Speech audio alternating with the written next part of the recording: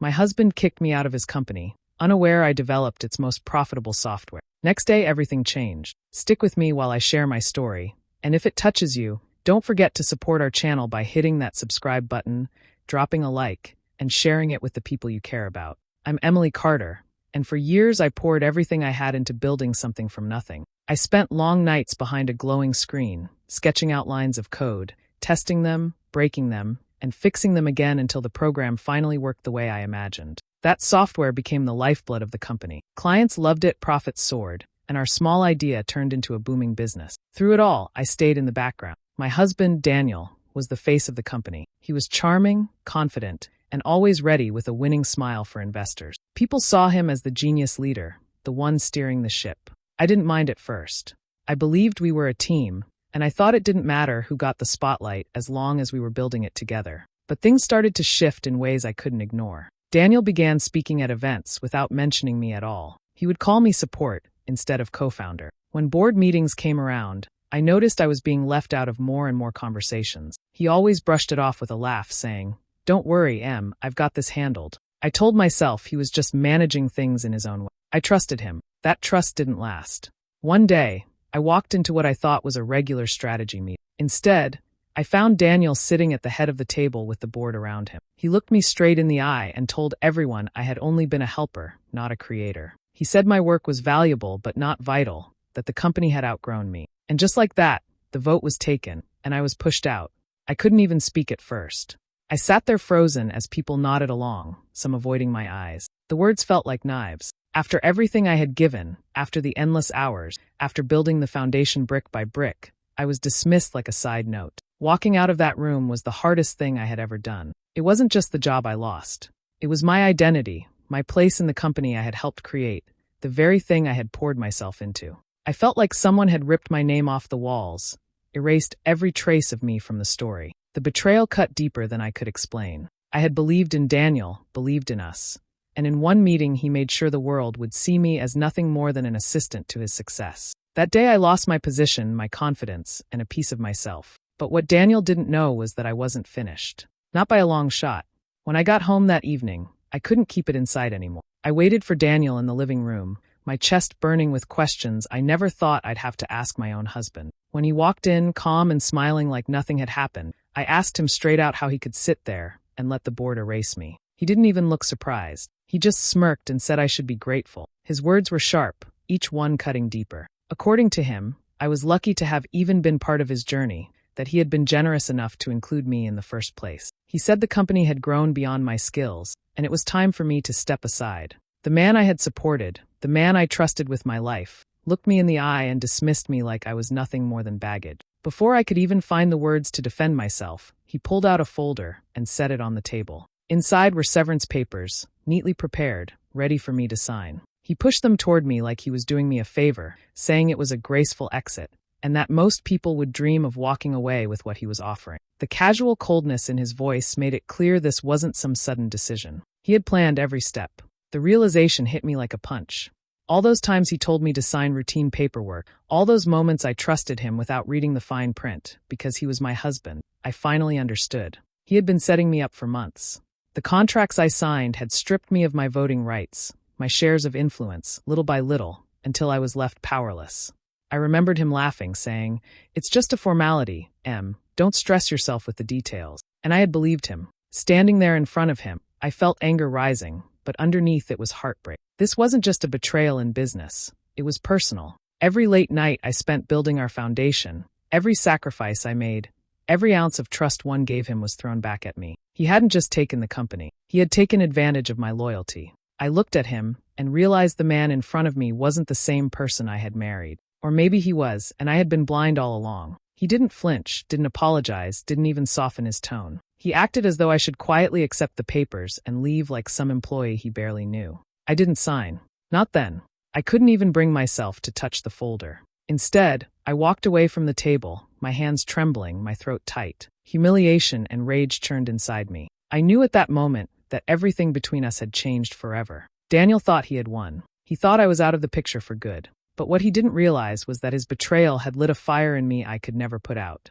The next morning, I walked into the office for what I knew would be the last time. The air felt different, heavy, as if everyone already knew I was leaving. I kept my head down while I cleared out my desk, stacking years of notes, sketches, and little reminders of late nights into a single box. Around me, people moved quietly, stealing glances but avoiding eye contact. These were the same people I had hired, trained, and encouraged when they doubted themselves. Now, not one of them dared to speak. Fear of Daniel's shadow hung over them, and I couldn't even blame them. As I slid my laptop into the box, a soft hand touched my arm. I turned to see Laura Jennings, the only friend I had left in that place. Her eyes looked pained, like she wanted to say more but couldn't risk it. She slipped a small USB drive into my palm, so discreetly no one else could see. Leaning close, she whispered, "Keep this.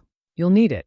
Her voice trembled, but her grip was firm, urging me to hold on. Before I could ask what she meant, she pulled back and walked away quickly, leaving me standing there with the tiny drive burning in my hand. I carried my box through the halls that once felt alive with possibility. Now they felt foreign, like I was trespassing in a place I had built. No one stopped me, no one said goodbye. I walked out into the sunlight, clutching my things, and felt the last tie to the company snap. At home, the silence hit harder than the office ever could. I set the box down and sank into the couch, trying to breathe through the ache in my chest. That was when I noticed Daniel's phone buzzing on the counter. Normally, I wouldn't have touched it, but something inside me pushed. Maybe it was instinct, maybe it was the need for answers, but I unlocked it. What I found made my hands go numb. There were messages, hundreds of them. Photos, late-night calls, hotel confirmations. He wasn't just betraying me in business. He had been unfaithful for months, maybe longer. Reading those words, seeing the proof laid out so plainly, was like having the floor torn out from under me. My marriage wasn't just broken, it had been a lie. The pain was sharp, but underneath it was something stronger. Betrayal stacked on betrayal, crushing me, yet at the same time forcing something inside me awake. I sat there in my quiet living room, the USB drive still in my pocket, his phone buzzing with another message from the woman he had chosen over me, and I felt my grief twist into resolve. He thought he had destroyed me. He thought he could erase my place in the company, in his life, and walk away untouched. But I knew then that I couldn't let him win. I wouldn't let him be the author of my story. Not anymore. That night, I sat at my desk with the USB drive Laura had slipped into my hand. My fingers shook as I plugged it into my computer, unsure of what I was about to find. At first, it was just folders, dozens of them. But as I opened each one, I realized what Laura had done. She had saved everything. Every single piece of proof that the software had been mine from the start.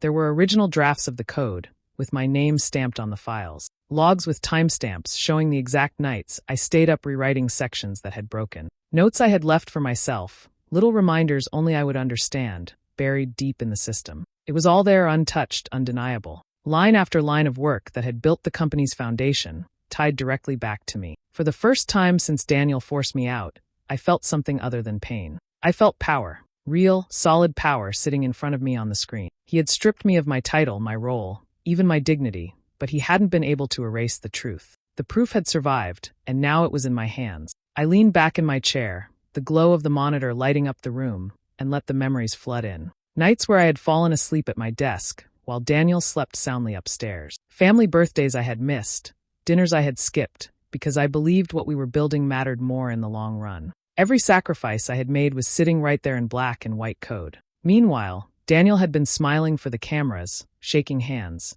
soaking in the applause that belonged to both of us. I remembered the way people looked at him like he was untouchable, the way he let them believe he was the sole genius. All while I stayed in the background, convincing myself it didn't matter who got the attention as long as we succeeded together. Looking at those files, I finally saw how wrong I had been. My sacrifices weren't for us. They were for him, for the version of Daniel who only saw me as a stepping stone. The weight of that truth hurt, but it also cleared my vision. I opened a notebook and began to write. At first, it was scattered thoughts, anger, betrayal, fear. Then the words sharpened. Ideas turned into steps into plans. My hands steadied as I sketched out what I needed to do. This wasn't about striking back just to hurt him. It wasn't about proving him wrong for the sake of revenge. It was bigger than that. This was about reclaiming my identity, taking back what had always been mine, and making sure no one could ever erase me again. By the time I closed the notebook, I knew one thing with certainty. Daniel had underestimated me, and that was going to be his downfall. I remembered someone who might listen. His name was Mark Dalton, a venture capitalist I had met years ago at a tech conference. Back then, he had stopped me after a panel discussion and told me my ideas were ahead of their time. He was one of the few who looked past Daniel's charm and actually noticed the work I had done. I hadn't spoken to him in years, but his card was still in my drawer. I hesitated before dialing his number. Part of me worried he wouldn't remember me, or worse, that he had already sided with Daniel. But when he answered and I introduced myself, his voice lit up with recognition. Emily Carter?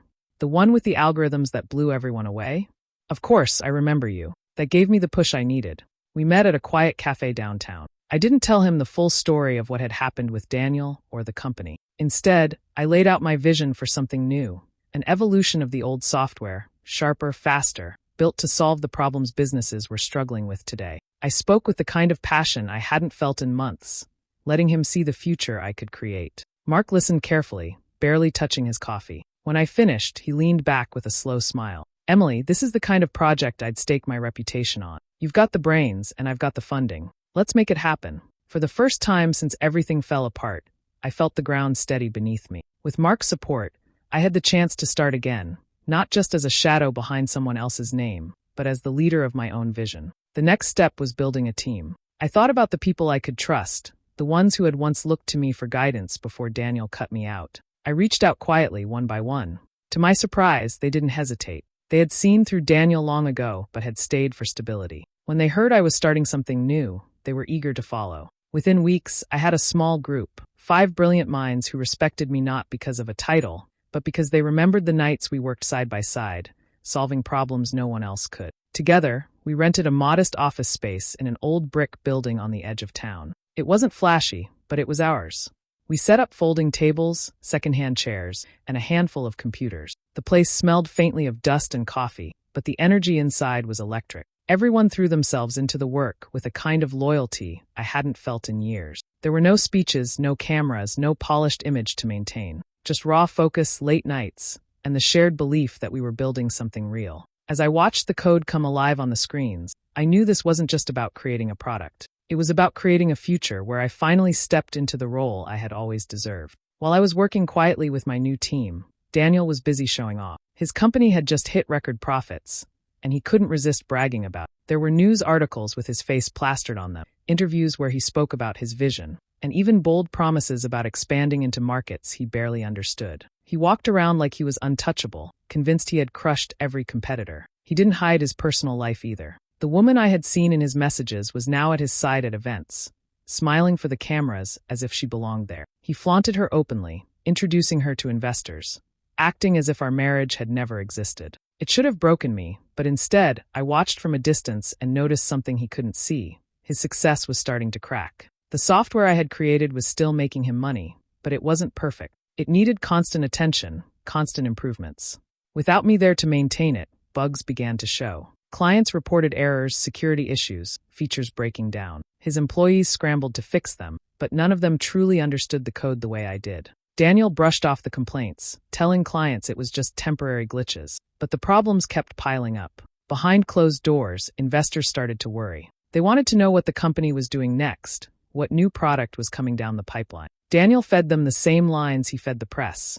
Talk of innovation, bold plans, promises of something groundbreaking. But he had nothing. He hadn't created the last product, and without me, he didn't have the mind to build the next one. Instead of admitting that, he doubled down. He held more events, more interviews, putting on a bigger show to distract from the truth. He told everyone the company was stronger than ever, that they were pushing boundaries and about to release something revolutionary. Behind the curtain, though, the employees were exhausted, and the investors were restless. His arrogance blinded him. He didn't notice the growing frustration in his board meetings, the whispered doubts among his staff. He didn't see the clients who had started looking for alternative. He was too busy soaking in the applause, too busy believing he was invincible. And while he played the part of the unstoppable CEO, I was building something in the shadows that would soon make his empire look like a house of cards.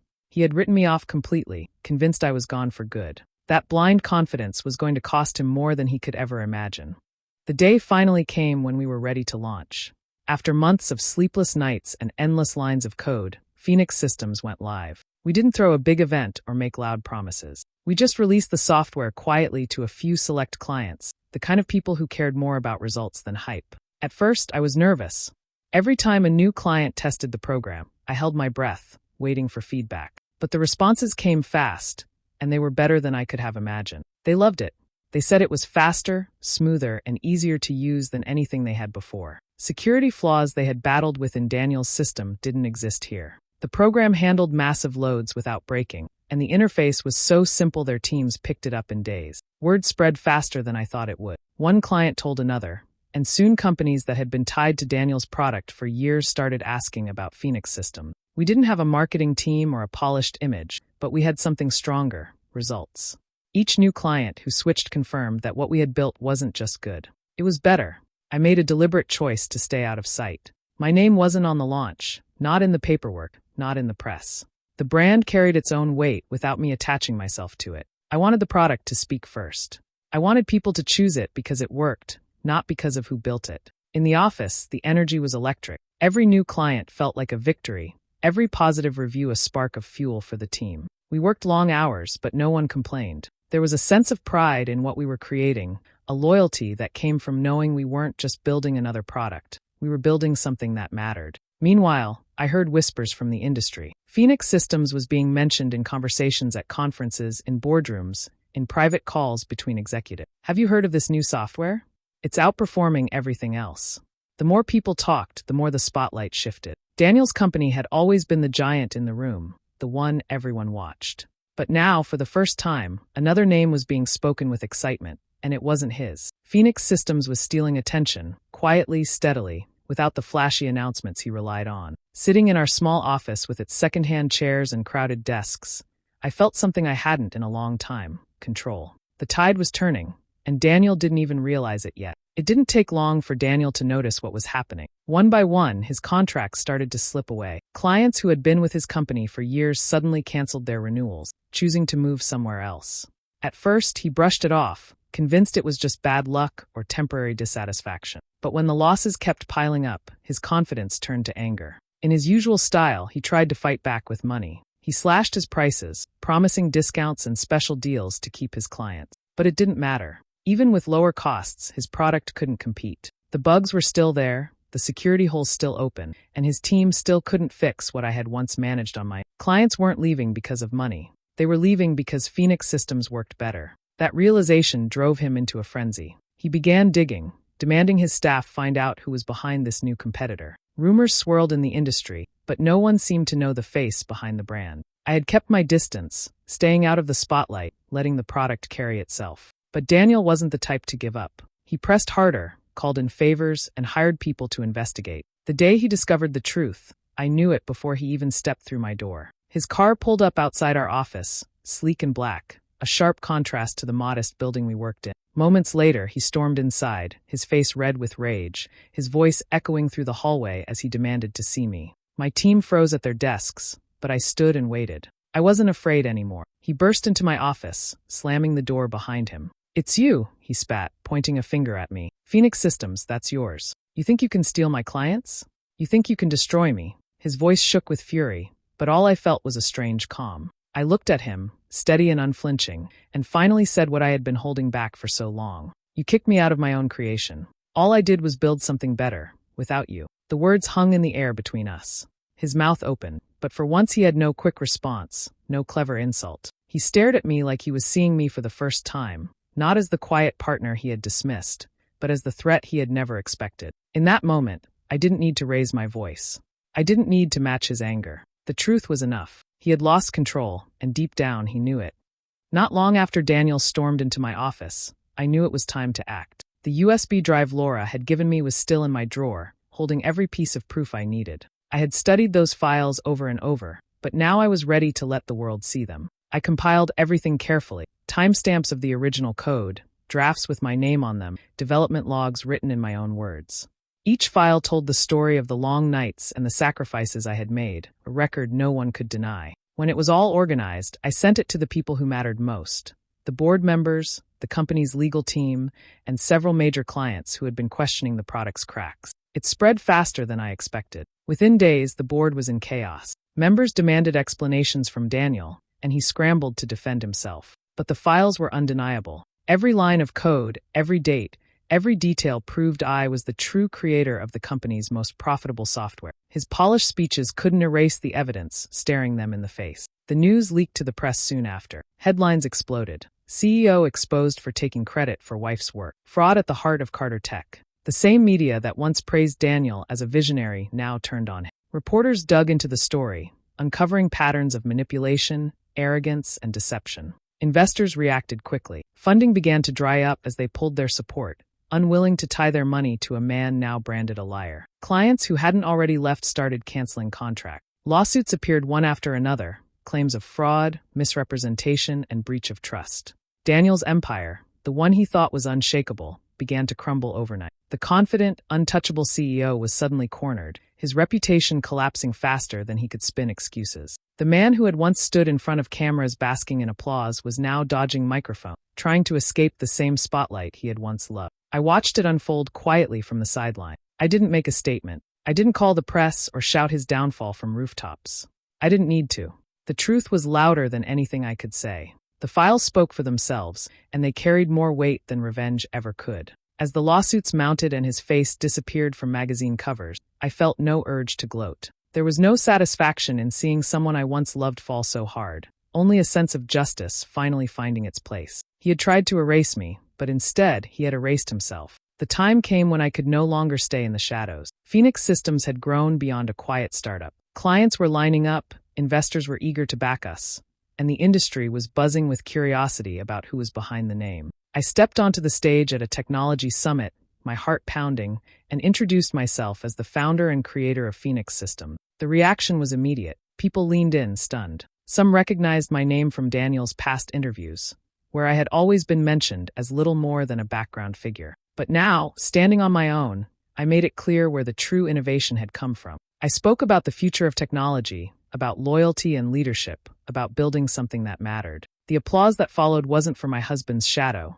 It was for me. Back at our modest office, the atmosphere was different. It wasn't just excitement over contracts or new clients.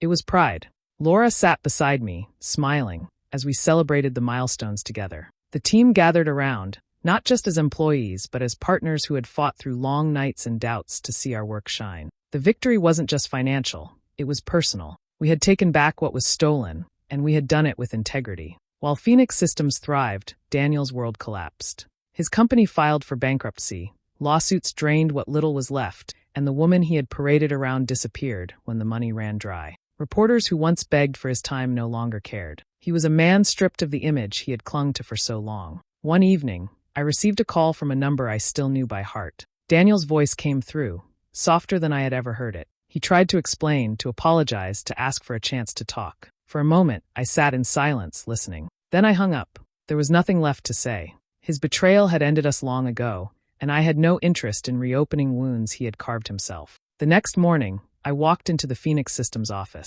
The sun streamed through the tall windows, casting light across the desks where my team was already working. The sound of keyboards, quiet laughter, and the smell of fresh coffee filled the room. I paused at the door, taking it all in. This was mine. Not borrowed, not stolen, not hidden behind someone else's name. I didn't need his shadow anymore. I had built something stronger, brighter, and entirely my own. And for the first time in years, I felt whole.